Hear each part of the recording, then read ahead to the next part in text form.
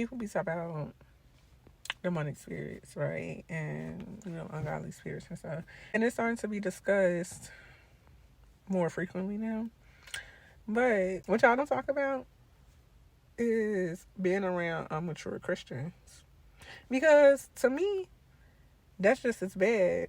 Because when you around Christians that are not mature, it messes with your character too. When you around Christians that are not mature, they get you to do things and say things that are not mature. You cannot grow with an immature Christian. You cannot properly lead with an immature Christian.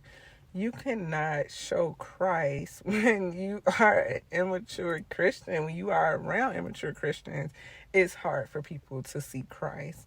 So, just like y'all so focused on and so, oh, I really got to pray and make sure these people don't have no wrong spirits, y'all need to pray over people's maturity too. Following Christ is about being spiritually mature as well, just as loving your neighbor and forgiving and all of that. Spiritual maturity is very important. It's mentioned in the Bible. It's important because if you are not a mature Christian, that's basically like being a lukewarm Christian, because you will act in ways that are not like Christ and of Christ. So it's very important to be around mature Christians. And a lot of Christians are around immature Christians because y'all met in a Bible study group, because y'all met in a church group, these millennial groups, these Gen Z youth groups now. Like, just because you met them in a church or a spiritual setting does not mean those are the people that you need to do life with, that you need to be following, that are mature. Pay attention to their character. Pay attention to their maturity. What level are they on mature-wise? Because for real, these people will have you out here deceived and will have you out here pulling away from God, and you won't even realize it. They will have you blocking your blessings. Like, I have seen it, y'all.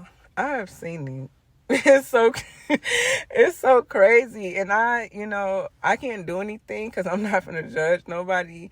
But I'm going to pray.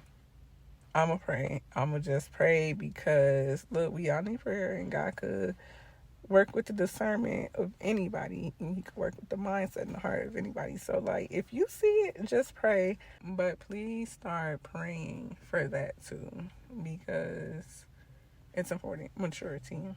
Seeing people's maturity when you meet them. Like, it's very important.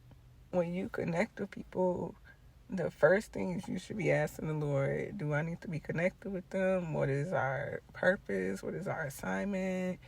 Where is their heart? What is their maturity level?